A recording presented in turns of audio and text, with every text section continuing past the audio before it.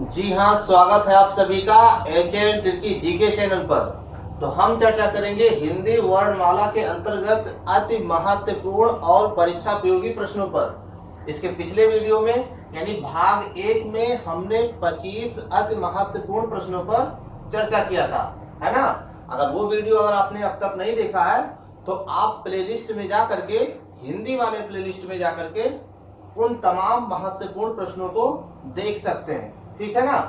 अब आइए हिंदी वर्णमाला के जो महत्वपूर्ण प्रश्न है हम और आप मिलकर सॉल्व करें, ठीक है ना। इसमें हमने आंसर छोड़ दिया है, केवल और केवल क्वेश्चन लिखा है, क्योंकि आपने भी पूरी तैयारी किया है तो आपके भी जो है उत्तर आने चाहिए। इन प्रश्नों का जवाब आप भी देते रहिएगा, ठीक है ना। तो आइए हम और आप मिलकर इसको सॉल्व करें। प्रश्न नंबर 26 देखिए, 26 नंबर पर प्रश्न है, स्पर्श व्यंजन किसे कहते हैं। कौन सा व्यंजन?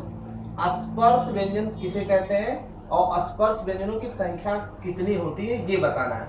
तो स्पर्श व्यंजन होते हैं 25। स्पर्श व्यंजनों की संख्या कितनी होती है? 25, ठीक है ना। और ये जो 25 व्यंजन होते हैं वो का से लेकर के मां तक होते हैं, ठीक। अब बात करते हैं प्रश्न नंबर 27 की। हिंदी वर्णमाला में कुल कंठ वर्णों की संख्या कितनी होती है? सही उत्तर क्या होगा? सही उत्तर हो जाएगा 9, ठीक है ना। कैसे? देखिए, कंठ वर्ण कहां से शुरू होते? का से लेकर के अंगा तक। का से लेकर के अंगा तक कुल मिला के हो जाएगा 5, है ना। 5 के बाद और आ जाएगा 5, एक 6, एक 7 और इसके बाद में आ जाएगा एक 8 और एक 9। कुल मिलाकर के 9 हो गए, यानी का से लेकर के अंगा तक हो जाएगा 5 और 4 ये हो जाएगा। 5 और 4 कितना हो गया? 9। हिंदी वर्णमाला में कुल कंठ वर्णों की संख्या कितनी होती है? 9 होती है, ठीक है ना। कंठ वर्ण किसे कहते हैं? जिनका उच्चारण कंठ से होता है, यानी गले का प्रयोग किया जाता है। जैसे का, खा, गा, घा, अंगा, इनका उच्चारण कहां से होता है? कंठ से होता है। प्रश्न नंबर 28, बहुत जल्दीबाजी ना करें, प्रश्नों को समझ कर करें, ठीक है ना। प्रश्न नंबर 28 है, अल्प प्राण किसे कहते हैं? अल्प प्राण किसे कहते हैं ये बताना है, ठीक है ना। कहने का मतलब है कि जिन वर्णों का उच्चारण करते समय मुख से कम वायु निकले, आयु नहीं, कम वायु निकले, यानी कम हवा निकले, तो उसे क्या कहेंगे? अल्प प्राण कहते हैं, ठीक है ना। अब वर्णमाला में कौन कौन सा वर्ण अल्प प्राण होता है? हर वर्ग का पहला, तीसरा और पांचवा, है ना।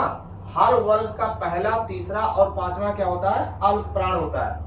हम वर्ग की बात ये कर रहे हैं का से लेकर के मां तक, का, खा, गा, घा, अंगा। एक वर्ग में जो 5 वर्ण होते हैं, ठीक है ना। तो हर वर्ग का पहला, तीसरा और पांचवा वर्ण क्या होता है? अल्प प्राण होता है। पहले पर क्या आ जाएगा? का, खा छोड़ दीजिए, खा दूसरे नंबर पर, फिर आ जाएगा गा, गा के बाद घा छोड़ दीजिए, फिर आ जाएगा अंगा, है ना।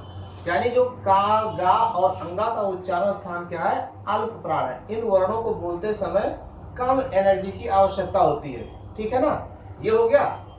अगर और भी वर्णमाला पर आपको विस्तृत देखना है, ठीक है ना, इस वर्ग को और अच्छे से देखना है, तो आप एचएन तिर्की जीके चैनल पर जा करके प्लेलिस्ट में, हिंदी वाले प्लेलिस्ट में आप वर्णमाला देखिए। वर्णमाला को हमने 3 पार्ट में और विस्तृत चर्चा किया, तो वहां से भी आप जाकर के इन चीजों को अच्छे से समझ सकते हैं। इस वीडियो में हम केवल एग्जामिनेशन ओरिएंटेड क्वेश्चंस पे ही चर्चा कर रहे हैं, ठीक है ना। अब बात करते हैं प्रश्न नंबर 29 की। क्लास में बने रहिए और कुछ महत्वपूर्ण जो चीजें हैं इसको आप नोट करते चलिए, ठीक है ना। ये सिर्फ और सिर्फ वर्णमाला के ही प्रश्न है इसमें, ठीक। भाग 2 में ये पूरा नहीं आ पाएगा। हम और भी जो बचे हुए प्रश्न है वर्णमाला से संबंधित, इसको तीसरे भाग में चर्चा करेंगे, ठीक है ना। अब देखिएगा, महाप्राण किसे कहते हैं? महाप्राण से क्या तात्पर्य है? जिन वर्णों का उच्चारण करते समय अल्प प्राण की अपेक्षा दुगना समय लगे या ज्यादा एनर्जी की आवश्यकता होती है, उसे कहते हैं महाप्राण, ठीक है ना। तो हर वर्ग का दूसरा और चौथा क्या होगा? महाप्राण होगा, है ना। दूसरे पर आएगा घा, है ना, का के बाद में खा, दूसरे पर क्या आएगा? खा और उसके बाद में आएगा घा। यानी देखिएगा का बोलिए तो कम एनर्जी की आवश्यकता होती है, कम वायु निकलता है मुंह से। और जब आप खा बोलते हैं तो उससे का की अपेक्षा खा में जो है ज्यादा वायु मुंह से निकलती है, खा घा, है ना। तो इस तरीके से इसको समझना है। अब बात करते हैं प्रश्न नंबर 30 की। अघोष वर्ण किसे कहते हैं? ठीक, अघोष वर्ण उसे कहते हैं जिन वर्णों का उच्चारण करते समय नाक की घ्राण में कंपन ना हो, उसे कहते हैं अघोष वर्ण। ठीक है ना। अब अघोष वर्ण के अंतर्गत हर वर्ग का पहला और दूसरा वर्ण इसमें शामिल है। यानी का, खा, चा, छा, टा, ठा, ता, था, पा, फा, इसको कहेंगे अघोष वर्ण। ठीक। अब बात करते हैं प्रश्न नंबर 31 की। सघोष वर्ण को और क्या कहते हैं? सघोष वर्ण को घोष भी कहते हैं। सघोष वर्ण या घोष वर्ण किसे कहते हैं? देखिए, जिन वर्णों का उच्चारण करते समय नाक का सहारा लिया जाता है, यानी नाक में कंपन हो या नाक के घ्राण में कंपन हो, उसे कहते हैं सघोष वर्ण। हर वर्ग का तीसरा, है ना, चौथा और पांचवा क्या होता है? सघोष वर्ण होता है। का से लेकर के मां तक की बात कर रहे हैं, ठीक है ना। अब तीसरे पर क्या आएगा? का, खा तो दूसरे पे आ गया, पहले पे का और दूसरे पे खा आ गया, तीसरे पे क्या आएगा? गा, घा, अंगा, है ना। इन वर्णों का उच्चारण करते समय नाक में कंपन होता है। बोल के देखिए, गा, घा, अंगा। ठीक है ना। ऐसे अभ्यास करिएगा, ऐसे ही प्रश्न इस पे बनता है। प्रश्न नंबर 32, मूर्धन्य वर्ण किसे कहते हैं? या हिंदी वर्णमाला के कौन कौन से ऐसे वर्ण हैं जो मूर्धन्य वर्ण के अंतर्गत आते हैं? ठीक है ना। तो उनको पहचान करें। मूर्धन्य वर्ण के अंतर्गत आएंगे टा से लेकर के कहां तक? टा से लेकर के अड़ा तक, टाठा, डाढ़ा, अड़ा। इसके अलावा ये आएगा री और शा, ये भी जो है मूर्धन्य वर्ण के अंतर्गत आएंगे। यानी टा से लेकर के अड़ा तक 5 और 2 कितना हो गया? 7। हिंदी वर्णमाला में मूर्धन्य वर्णों की संख्या कितनी है? 7 है। जिन वर्णों का उच्चारण करते समय जीभ का जो आगे वाला पॉइंट है वो जाकर के ऊपर टकराए, जैसे बोले टा, तो जीभ का जो अगला भाग है वो ऊपर जाके टकराता है, वही आपका क्या है? मूर्धन्य है। प्रश्न नंबर 33, संयुक्त व्यंजनों की संख्या कितनी होती है? हिंदी वर्णमाला में संयुक्त व्यंजनों की संख्या कितनी होती है? सही उत्तर 4। अब वो संयुक्त व्यंजन कौन कौन से हैं? वो है छा, त्रा, ज्ञा और स्रा, है ना। इसको संयुक्त व्यंजन क्यों कहते हैं? क्योंकि ये 2 वर्णों के मेल से बनता है। जैसे आधा का प्लस सा मिलकर के क्या बनेगा? छा, और आधा ता प्लस रा मिलकर के क्या बनेगा? त्रा। आधा जा, ये जो हलंत लगा हुआ है आधा इसको पढ़ा जाता है, आधा जा और या क्या मिलकर के बनेगा? ज्ञा। इसीलिए इसको संयुक्त व्यंजन कहते हैं। स्रा कैसे बनेगा? आधा सा प्लस रा हो जाएगा ये स्रा। ठीक है ना। तो ये हो गया संयुक्त व्यंजन। आप इन महत्वपूर्ण चीजों को नोट करते चलिए, ठीक है ना। चलिए अगले प्रश्न की तरफ पढ़ते हैं, आप भी गेस करते रहिए। प्रश्न को पूछा जा रहा है कि का वर्ण के बाद में कौन सा वर्ण आता है? का वर्ण के बाद में आएगा खा, है ना। लेकिन अगर ये पूछा जाए कि का वर्ग के बाद में कौन सा वर्ग आएगा, तब आएगा चा वर्ग, है ना।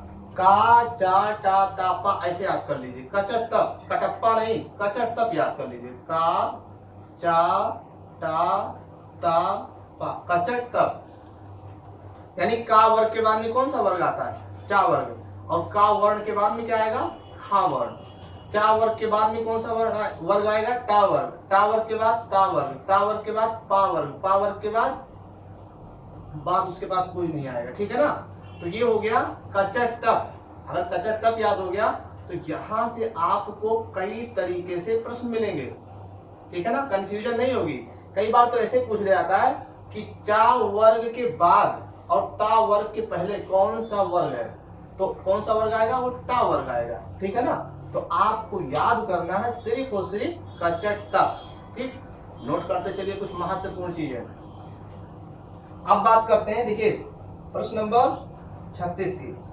हिंदी वर्णमाला में कुल आयोगवाह कितने होते हैं? सवाल क्या है, हिंदी वर्णमाला में कुल आयोगवाह कितने आते हैं? तो हिंदी वर्णमाला में कुल 2 आयोगवाह आते हैं। अब वो जो 2 आयोगवाह हैं वो कौन कौन से हैं ये बताना है। एक है अनुसार, एक आएगा अनुसार, और दूसरा क्या है, अनुनासिक, सॉरी क्षमा करें, अनुसार के बाद विसर्ग आएगा। ठीक है ना। हिंदी वर्णमाला में कुल 2 आयोगवाह आते हैं। ठीक, आयोगवाह कहते किसे हैं?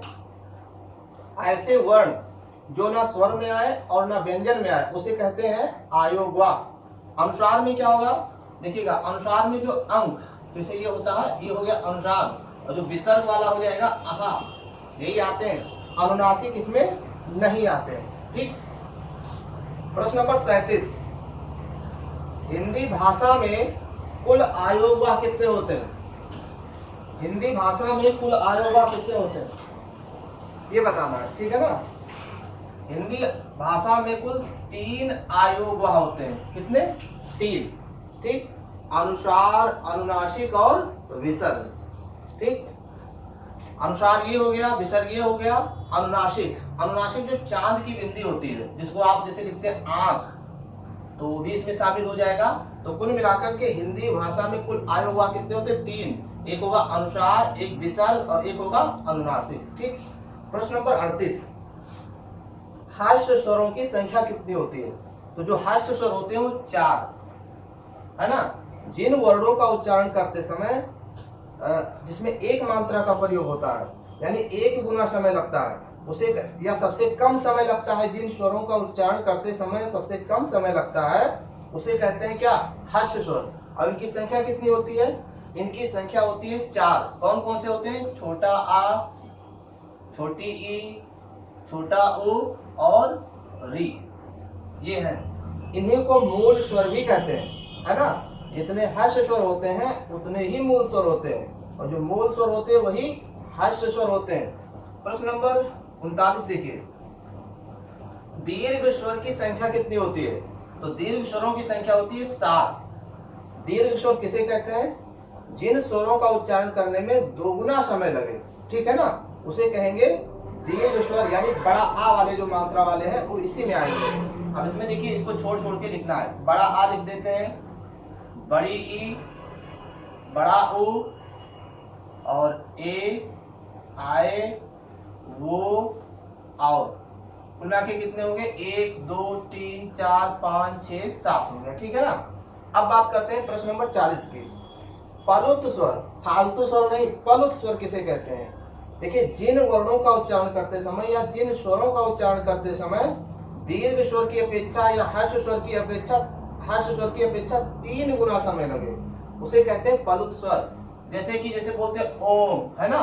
ओम जब बोलते हैं तो उसमें किसी को पुकारना, राम, ठीक है ना, तो उसमें क्या है? 3 गुना समय लगता है। ठीक, तो इधर का ये कॉन्सेप्ट क्लियर हो गया। अब बात करते हैं प्रश्न नंबर 41 की। अग्र स्वर किसे कहते हैं? यानी कि जीभ के आधार पर जो स्वरों का वर्गीकरण किया गया वो 3 प्रकार से किया गया, अग्र स्वर, मध्य स्वर और पक्ष स्वर। अब इसमें यहाँ सवाल ये बनता है कि जीभ के अग्र भाग से किन स्वरों का उच्चारण किया जाता है? तो जीभ के अग्र भाग से जो स्वरों का उच्चारण किया जाता है, कुल स्वर होंगे 4। कौन कौन से स्वर होंगे? वो हो जाएंगे आपके छोटा, छोटी ई, इसके अलावा बड़ी ई, और इसके अलावा हो जाएगा इसमें ए और आई। ठीक है ना। ये जीभ के अग्रभाग से इनका उच्चारण होता है। ठीक है ना। अब बात करते हैं मध्य स्वर, यानी किन स्वरों का उच्चारण जीभ के मध्य भाग से किया जाता है। प्रश्न नंबर 42 है। ठीक है ना। इसका सही उत्तर क्या हो जाएगा? इसका सही उत्तर हो जाएगा, इसकी संख्या है 1 और ये होगा छोटा आ। आप बोल करके अभ्यास भी कर सकते हैं। ठीक है ना। अब बात करते हैं नेक्स्ट पॉइंट की, पक्ष स्वर। पक्ष स्वर किसे कहते हैं? तो जीभ के पिछले भाग यानी कि अंतिम भाग से जिन स्वरों का उच्चारण किया जाता है उसे पक्ष स्वर कहते हैं। और इनकी संख्या कितनी होती है ये बताना है, ठीक है ना। तो स्पष्ट स्वरों की संख्या कितनी है? 6। ठीक, कौन कौन से हैं ये भी बताना होगा। ठीक, तो स्पष्ट स्वर के अंतर्गत आएंगे बड़ा आ, इसके अलावा बड़ा आ, छोटा ओ, बड़ा ओ। बड़ा ध्यान से नोट करते चलिए, ध्यान से नोट करेंगे ताकि गलती ना हो। हम आपसे भी कह रहे हैं और अपने आप से भी कह रहे हैं, ठीक है ना। 2 2 4 1 5, एक छूट रहा है यानी कि यहाँ पर ये होगा आगत वाला, ये भी आ जाएगा स्पष्ट स्वर के अंतर्गत। ठीक है, प्रश्न नंबर 44, अर्धविवरित स्वर किसे कहते हैं? सवाल क्या है? अर्धविवरित स्वर किसे कहते हैं? देखिए, जिन स्वरों का उच्चारण करते समय मुख द्वार पूरा खुलता है, मुख द्वार पूरा खुलता है, उसे कहते हैं अर्धविवरित स्वर। जैसे ओ,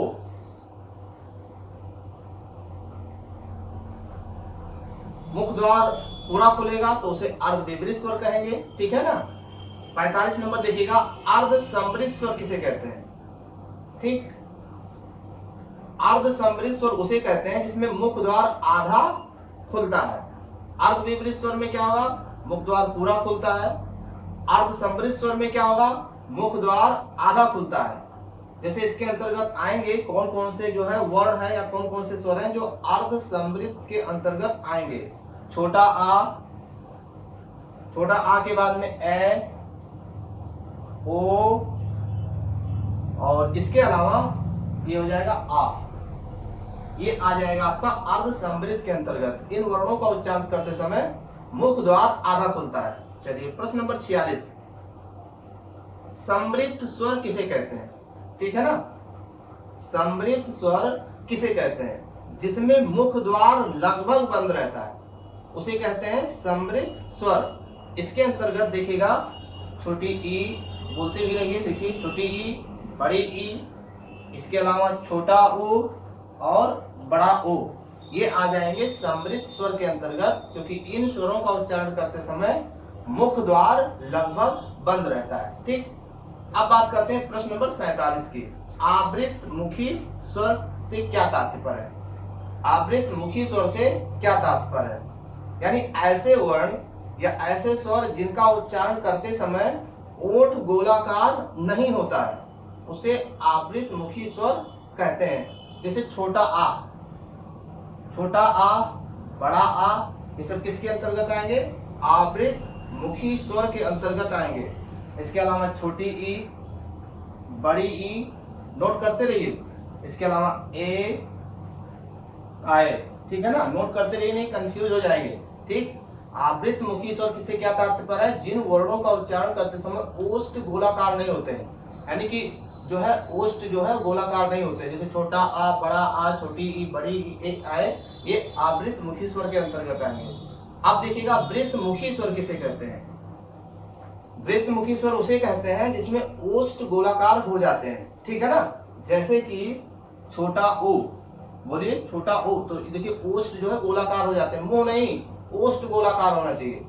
बड़ा ओ, है ना, देखिएगा बड़ा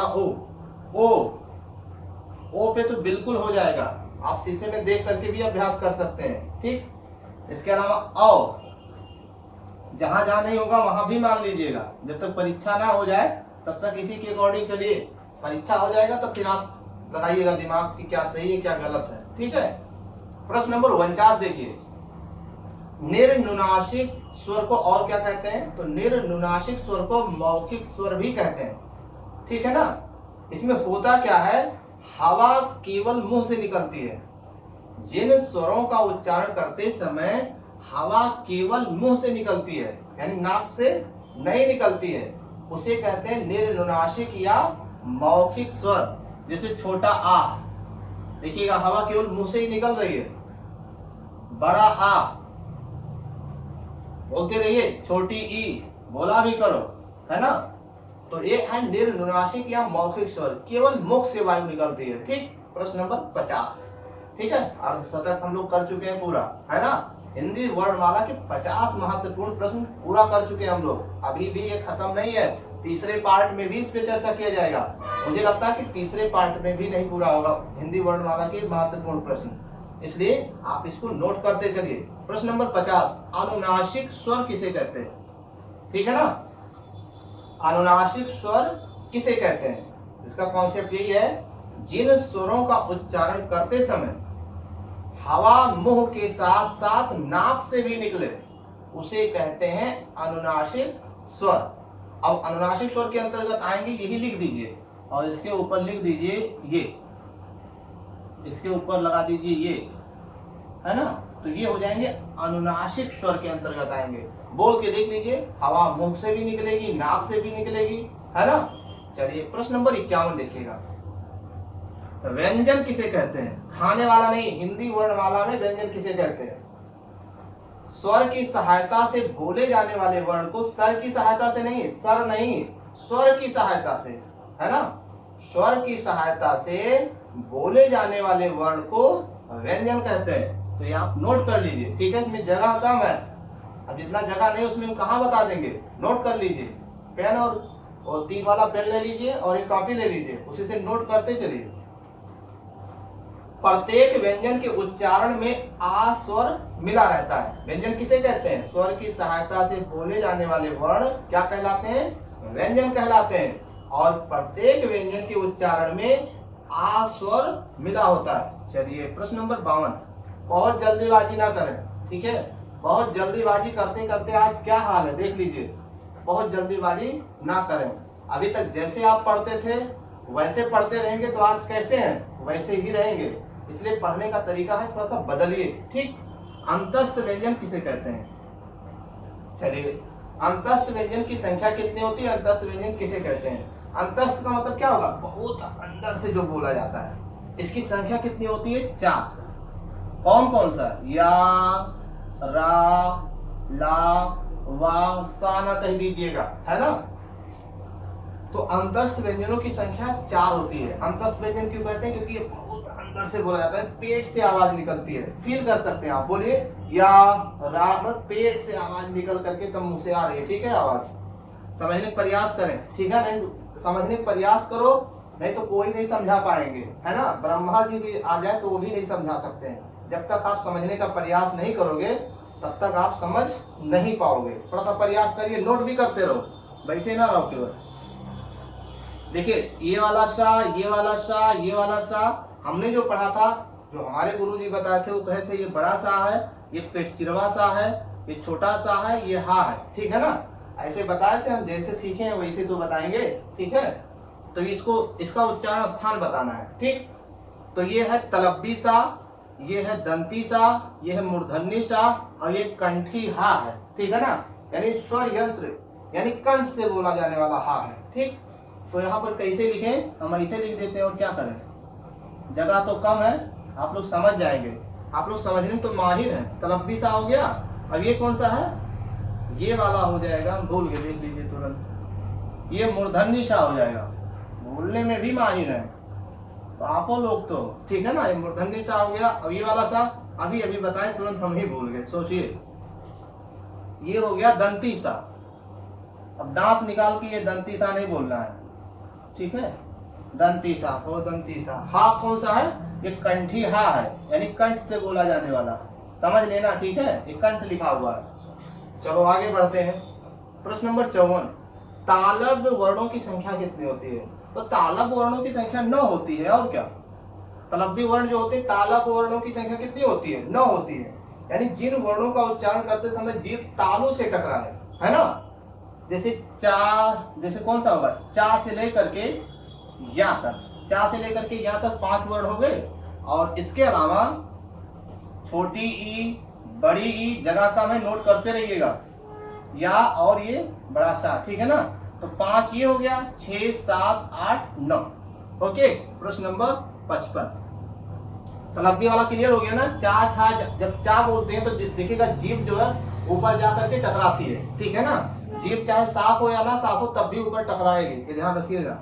प्रश्न नंबर 55, मूर्धन्य वर्णों की संख्या कितनी होती है? तो मूर्धन्य वर्णों की संख्या होती है 7। मूर्धन्य वर्ण कौन से होते हैं? वो टा से लेकर के अड़ा तक ये हो गया, टा जब बोलते हैं टा ठा डा ढा अड़ा, तो जीभ का अगला पॉइंट जो ऊपर जाके टकराता है वही मूर्धन है, वहां पे चाहो तो आप टिक भी कर सकते हो। तो ये 5 हो गए, 5 हो गया, 2 और ढूंढना है, ठीक है, ढूंढ रहे हैं। ये री हो गया है ना, और ये पेटचिरवा सा हो गया, ठीक, तो मिला के 7 हो गए, 5 ये और 2 ये हो गया, 7 हो गया। प्रश्न नंबर 56 देखिएगा, दंत वर्णों की संख्या कितनी होती है? तो दंत वर्णों की संख्या हिंदी वर्णमाला में 6 होती है, यानी कहां से कहां तक, ता से लेकर के ता था दा धा ना, 5 तो ये हो गया, एक और ढूंढ लेते हैं, ये दंती सा किस दिन के लिए है, 6 हो गया, ठीक है ना। इन वर्णों का उच्चारण करते समय जीभ दांत से जाती हुई टकराती है, दांत चाहे साफ हो चाहे ना साफ हो, इससे नहीं फर्क पड़ता है ना। तो देखिएगा ता था दा धा ना, देखिए जीभ जाकर के दांत से टकराती, बिना दांत से टकराए जीभ आप ता था दा धा नहीं बोल पाओगे। ना विश्वास हो तो आप अभ्यास करके देख लो, क्योंकि विश्वास आप इतना आसानी से थोड़ी करेंगे। प्रश्न नंबर 57 देखिएगा, ओष्ठ वर्णों की संख्या कितनी होती है? बहुत सही सवाल, ओष्ठ वर्णों की संख्या कितनी होती है? कुल मिला के 7 होती है, ठीक है ना। पूरा क्लियर करवा दे रहे हैं, कहीं छूटने ना पाए, एक भी पॉइंट छूटने ना पाए, ठीक है। तो ओष्ठ वर्णों की संख्या कितनी होती? 7 होती। कहां से कहां तक? पा से लेकर के पापा से लेकर के मम्मी तक कितने वर्ण हो जाएंगे? 5 वर्ण हो गए, ठीक है ना। 5 हो गया, छोटा ऊ भी इसी में आएगा और बड़ा ऊ भी इसी में आएगा, 5 और 2 कितना हो गया? 7 हो गया, ठीक है ना। जिन वर्णों का उच्चारण करें दोनों ओष्ठ आपस में टकराते हैं, जैसे बोलेंगे पा तो दोनों ओष्ठ आपस में टकराते हैं, इसमें जीभ का कोई कमाल नहीं है, ठीक है ना। पा बोलिए चाहे फा बोलिए, चाहे बा बोलिए चाहे भा बोलिए, पा फा बा भा मा, यानी दोनों ओष्ठ आपस में टकराते हैं, उन्हीं को कहते हैं ओष्ठ वर्ण। और हिंदी वर्णमाला में ओष्ठ वर्णों की संख्या कितनी होती है? कुल मिला के 7 होती है, वहां पे क्लियर किया गया, उसको आप नोट कर लीजिए। तो ये थी वर्णमाला से संबंधित अति महत्वपूर्ण प्रश्न। अगर आप हमारे चैनल पर नए हैं तो आप हमारे चैनल से जुड़ सकते हैं। HN tricky GK channel subscribe करिए और बेल आइकन भी प्रेस करिए, ताकि इसका जो नेक्स्ट पार्ट है, वर्णमाला का तीसरा पार्ट है, उसमें भी बहुत ही महत्वपूर्ण प्रश्न है, ताकि वो वीडियो आपको नोटिफिकेशन के माध्यम से मिल सके। अगर हमारे वीडियो आपको पसंद आए तो आप ज़्यादा से ज़्यादा लोगों में शेयर करें, लाइक और कमेंट्स जरूर करें। लाइक और कमेंट से हमारा हौसला बढ़ता है और हमारे हौसले को आप बढ़ाइए और हम आपके हौसले को बढ़ाते रहेंगे। हमारे वीडियोस को देखने के लिए आपको बहुत बहुत धन्यवाद।